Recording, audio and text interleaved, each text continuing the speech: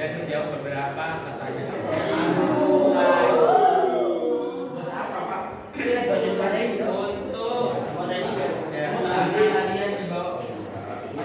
Untuk data. Oke, silakan dikeluarkan ponselnya masing-masing. Bawa.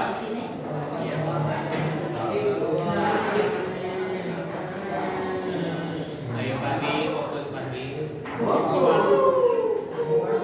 Oke, tanpa suara ya. Kami beri waktu 10 menit.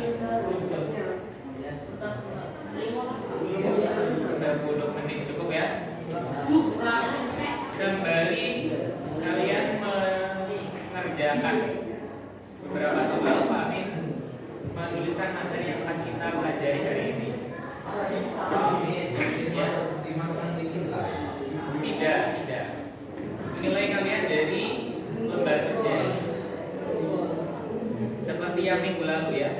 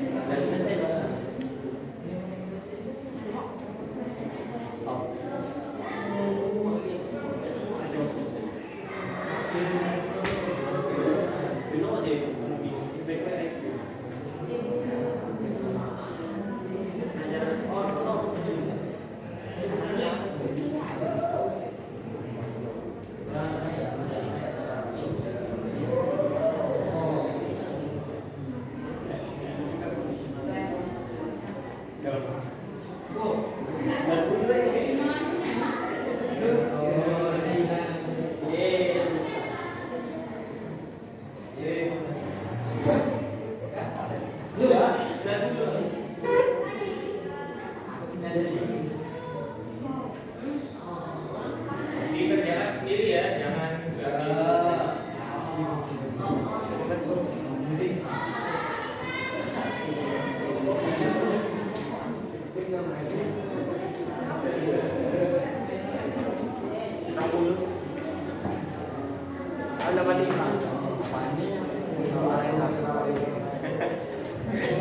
ini dewe kan?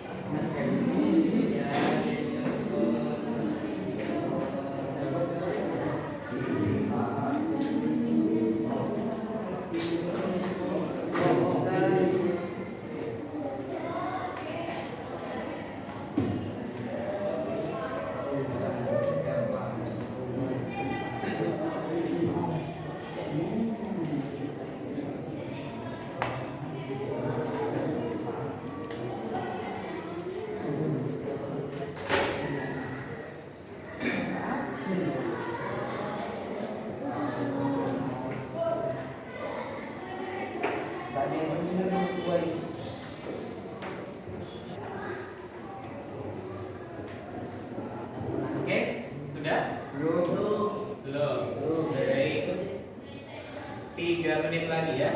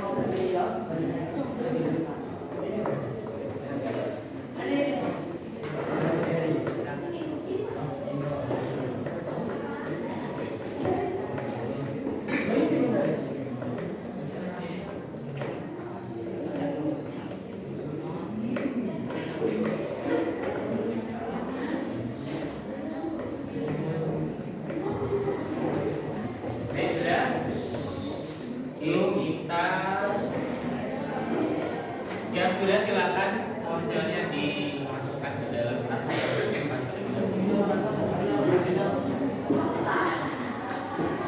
Jangan ada di atas meja ya. Oke, sudah. Nah, hari ini seperti yang sudah kita bahas di pekan yang lalu, bahwa kita hari ini akan membahas materi lanjutan dari pembentukan bayangan pada cermin. Nah, kemarin kita sudah membahas pembentukan bayangan pada cermin data. Apa saja sifat bayangan dari cermin data? Ya, apa? Maya atau tidak nyata atau apa? Semu. Artinya dia berada di dimensi yang lain. Kemudian yang kedua, selain maya, yang ketiga sama besar, sama tinggi, dan jarak antara benda ke cermin sama dengan jarak bayangan ke cermin. Oke, ada yang ditanyakan dari pertemuan yang lalu? Tidak ya? Kemudian minggu lalu kita juga membahas ketika dua buah cermin datar dihadapkan membentuk sudut 90, berapa jumlah bayangan yang terbentuk? 3. Bagaimana caranya? 180 per 360 tambah 1. 90 derajat. Oh, 90 derajat. Ya.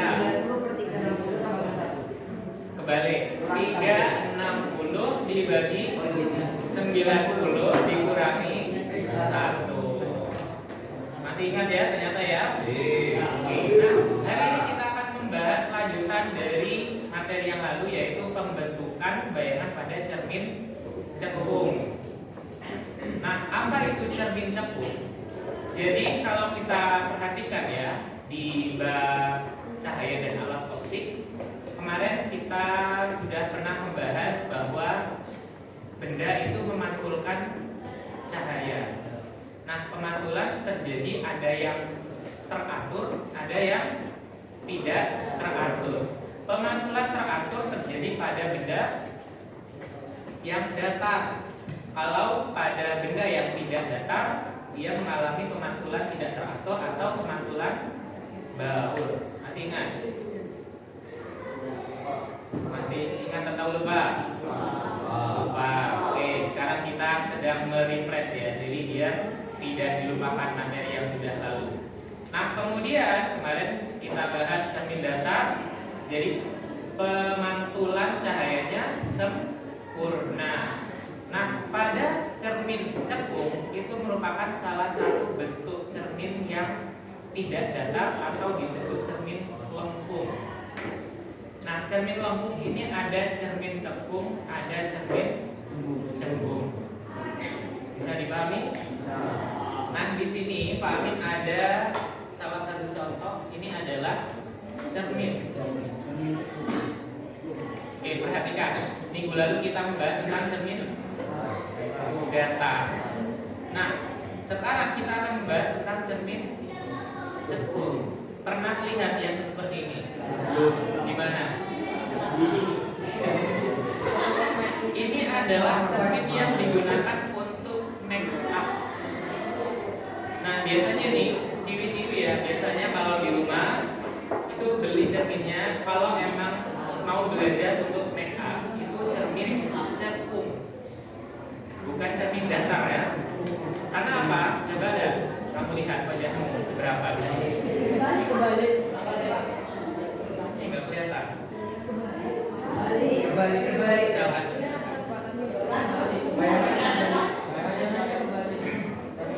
Pari coba pari.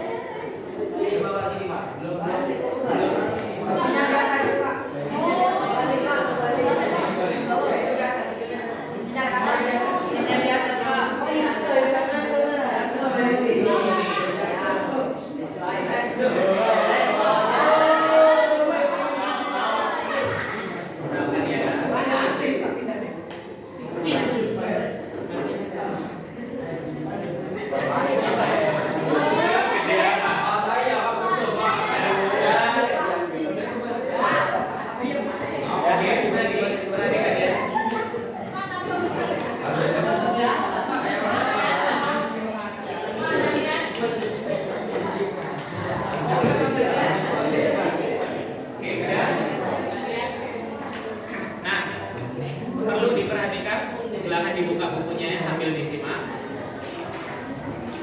Jadi cermin cembung itu memiliki salah satu sifat, yaitu yang pertama adalah mengumpulkan cahaya.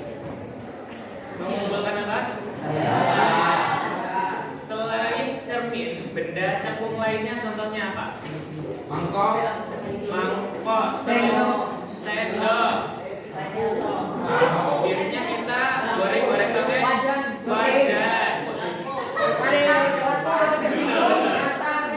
Panci yang terdewa juga sama ya. Bisa coba kalau masih penasaran dikasih lihat sama temennya ya yang lainnya. Nah, di situ lihat bayangan kalian sama seperti kalian bercermin di cermin datar atau tidak? Beda apa bisa? Lebih besar. Lebih besar. Zoom. Brutal. Oke. Jangan sampai jatuh, jangan sampai pecah ya. Oke, sudah? Oke, silakan dibawa ke depan lagi.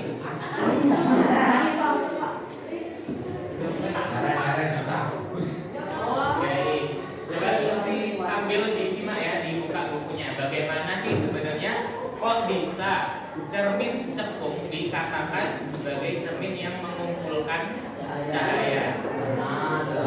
Ya. Karena bentuknya Oke, jadi pada cermin cekung terdapat yang namanya sinar istimewa.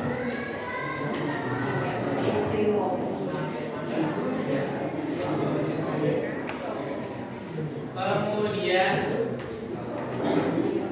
sebelum kita bahas sinar istimewa, kita kenali dulu apa sih cermin cekung itu. Jadi kita bisa membuat cermin cekung itu menggunakan satu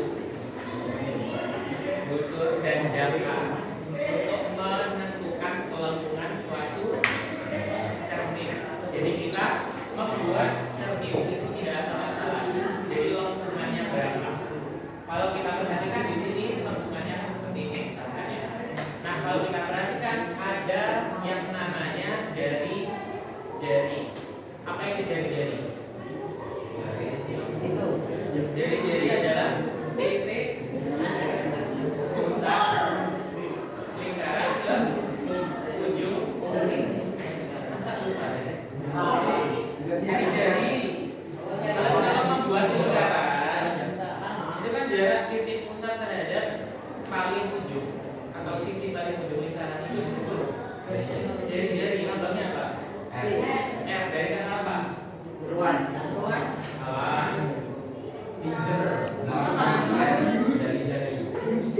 Kalian kalau main game biasanya kan kalian bikin jarak terus di sampingnya itu kan lingkaran begitu. Itu disebut radius. Jangkauan dari titik pusat ke paling luar itu disebut radius atau kita menyebutnya jari. Jangan cuma main game saja tapi tidak ngerti ya. Oke, kita lanjutkan. Nah, di sini jari-jari itu kita sebut sebagai titik M. Coba dilihat di bukunya. Di situ kita baru mengenal ada titik M. Kemudian di tengah-tengah antara titik M ada titik M. Titik fokus. Betul sekali. Jadi dalam cermin cekung titik M itu sama dengan Titik fokus. jari. Sementara titik M atau titik fokus itu setengah titik M atau Dua. setengah Setengah jari-jari. Ingat ya, titik M kan berada di tengahnya, berarti dia setengahnya M atau setengahnya jari. Sampai sini paham? Itulah kenapa Pak Min minta anak-anak buat bawa jangka dan busur. Oke, bisa diperhatikan ya. Kemudian di cermin cekung itu ada pembagian ruang. Jadi kita bisa melihat wajah kita lebih besar atau lebih kecil atau gak jelas gitu ya. Itu tergantung dari posisi kita menempatkan jarak antara wajah dan cermin. Makanya tadi Pak Amin di depan ya, di pertama kali kelihatan nggak kelihatan? Tidak, karena apa? Karena jaraknya terlalu jauh. Ketika mulai didekatkan, mulai gede tuh ya muka kalian ya. Nah itu adalah akibat dari jarak benda terhadap cermin. Kemudian bagaimana cara kita menentukan jaraknya? Jadi di dalam cermin cekung ada yang namanya ruang. Yang pertama adalah ruang 1, kemudian ruang 2, ruang 3 dan ruang 4. Jadi ruang 1 itu berada di depan cermin sampai titik fokus. Ruang 2 itu antara titik fokus sampai titik M. Ruang 3 titik M dan seterusnya. Kemudian ruang 4 berada di belakang cermin. Oke, untuk menentukan mana sih muka cerminnya, jadi kita tentukan. Jadi yang belakangnya si hasil ini adalah belakang cerminnya. Sampai sini ada yang ditanyakan? Oke, nah diperhatikan di situ contoh ya, bagaimana kita menentukan sinar istimewa yang terjadi pada cermin cekung. Yang pertama adalah sinar yang sejajar.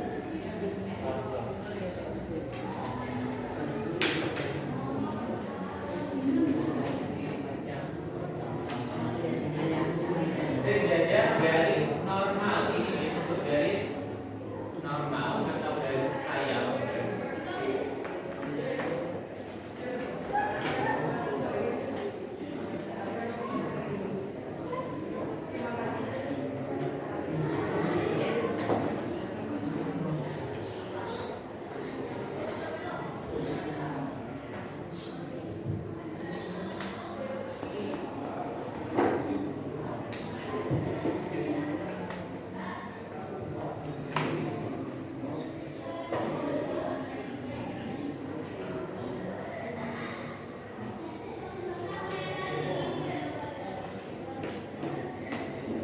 Ini sudah ya? Ya. Masih ingat kan? Insyaallah. Oke, ditulis di sini ada R sama dengan M. M sama dengan M. Baik. Yang pertama, sinar istimewa ketika datang sejajar dengan garis normal, maka dia akan dipantulkan menuju titik F. Titik F itulah disebut mengumpulkan cahaya. Misalkan ya, di sini suatu benda.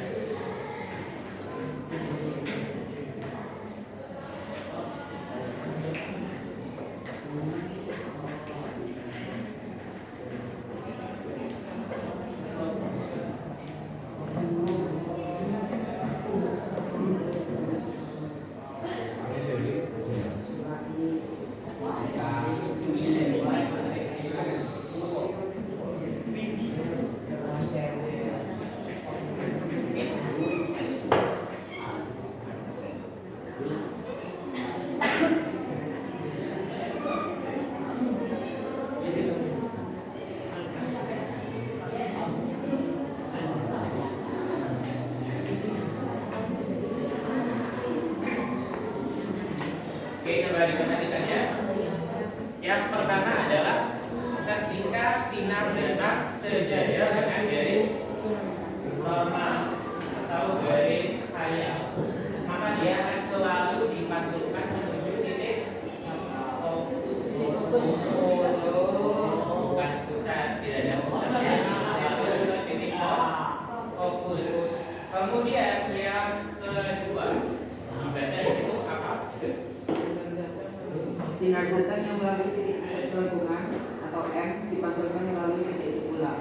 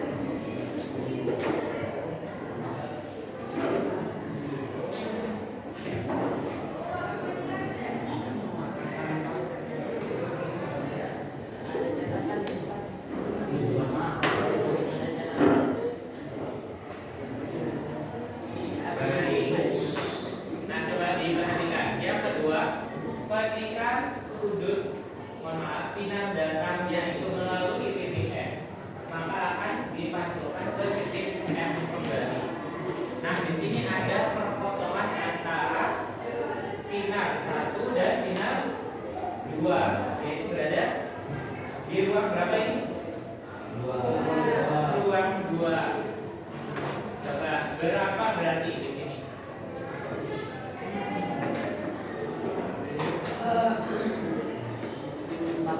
Nah, inilah yang disebut sebagai bayangan. Oke, jadi misalkan bendanya di ruang 3, maka bayangannya berada di ruang 2. Bisa diperhatikan ya. Kemudian kalau di buku benar apa tidak?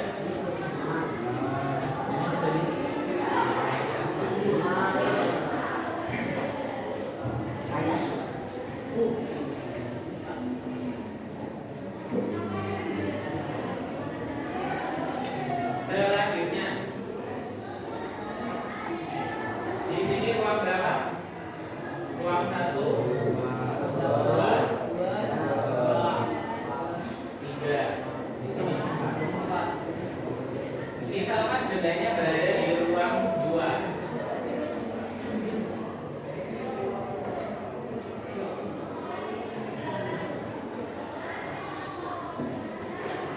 Bagaimana bentuk bayangannya? Kira-kira berada di ruang berapa? Di ruang 2.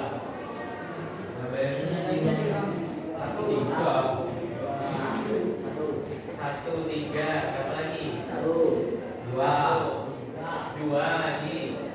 Baik, kita buktikan ya. Yang pertama sudut sinar datang ya.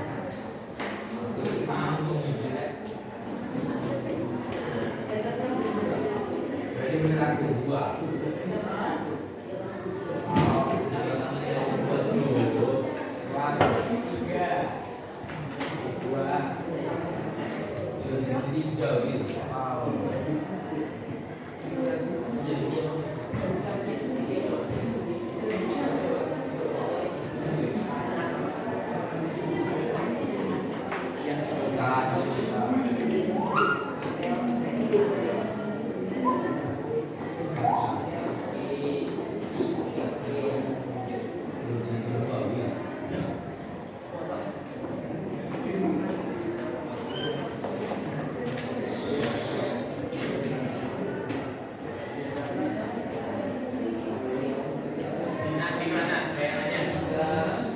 Di ruang 3. Coba kita perhatikan ya. Perbedaan ketika benda berada di ruang 3, bayangannya yang terjadi apa di sini? Terbalik.